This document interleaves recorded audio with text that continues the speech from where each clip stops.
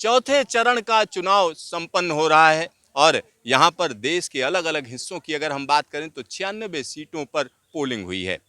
तो आम चुनाव का माहौल है। यहाँ पर इंडिया गेट पर हम मौजूद हैं, एक फैमिली हमारे साथ है, आइए सीधा उन्हीं से बात करते हैं। आप कहाँ से हैं? मैं उड़ीसा भुवनेश्वर में हूँ।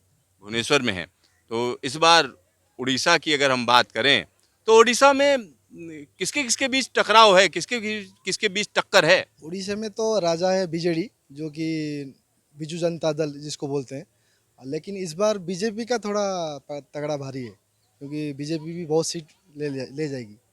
इस बार बीजेपी की अगर हम बात करें तो कहीं ना कहीं आक्रामक है और पीएम मोदी ने जिस तरीके से बीजू पटनायक पर आरोप लगाए कि जगन्नाथ मंदिर वाला मसला भी उठाया, साथ ही साथ और बातें भी कहीं, उसको लेकर क्या कहेंगे? सही बात है। एक्चुअली बीजेडी पैसे बहुत मतलब इतना जो बीके पांडियन जी है, वो बहुत सारे पैसा को हड़प किए हैं और वो काम सही तरीके से नहीं किए हैं।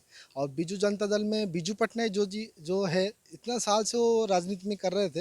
अभी उनका पास पावर नहीं है, उतना सेटिस्फाइड नहीं है बंदे वहाँ का। अभी बीजेपी में बहुत सारे वोट जाने वाले हैं और प्राय ज़्यादा सीट बीजेपी ले जाएगी इस बार। ज्यादा सीट बीजेपी ले जाएगी। तो दोनों चुनाव हैं वहां पर, लोकसभा का भी है, विधानसभा का भी है। लोकसभा की अगर हम बात करें तो क्या होगा? लोकसभा में वही बीजेपी का तब पकड़ा भारी रहेगा। बड़ा भारी रहेगा। और विधानसभा? विधानसभा में 50-50 फिफ्टी फिफ्टी ऐसा हो सकता है। हो सकता है। तो यहाँ पर अगर हम मुद्दों की बात करें तो क्या मुद्दे हैं? अगर हम इन लोकल मुद्दों के अलावा देखें तो लोकसभा की बात करते हैं तो उसमें क्या मुद्दे हैं उड़ीसा में? उड़ीसा में एक्चुअली देखिए, जो पुरी में जितना राम मंदिर बीजेपी ने बनाया है, बीजेपी का सरकार के थ्रू बना है।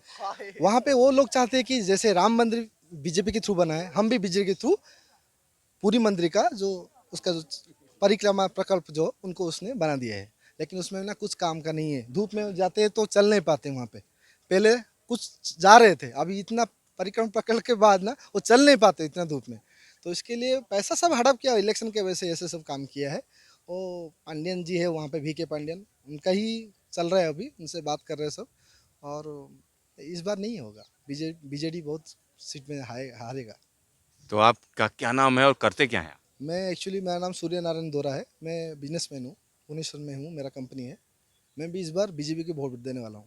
तो यहाँ पर सीधा सीधा घोषणा कर दी इन्होंने कि बीजेपी को वोट दे रहे हैं। तो यहाँ पर जो मुद्दे हैं अगर हम देखें तो उड़ीसा में लोकल की भी बात की जा रही है, साथ ही साथ यहाँ पर उड़ीसा का जो परिवार है उसमें से जो है हम बात करना चाह रहे थे कि किस तरीके से क्या क्या हुआ। यहाँ पर एक और चीज़ हम जानना चाह रहे हैं, जब पीएम मोदी की हम बात करते हैं तो उड़ीसा में इमेज क्या है उनकी? मोदी जी का तो नारा जैसा लगता है ना, दिल्ली में वैसा नहीं लग रहा है अभी, जैसा उड़ीसा में लग रहा है। इतना आदमी, अभी मोदी जी का दौरा था, इतना आदमी मोदी जी बोल दिए कि इस बार बीजेपी का एक्सपायर डेट आ गया है। ये तो नारा हो गया है बीजेपी का। यानी बीजेडी की एक्सपायरी डेट। एक्सपायर डेट हो चुका है, नारा दे के आए हैं मोदी जी ने। तो यहाँ उड़ीसा में कहीं ना कहीं बदलाव के संकेत हैं। कैमरामैन शकील अहमद के साथ सिद्धार्थ, न्यूज स्टेशन, दिल्ली।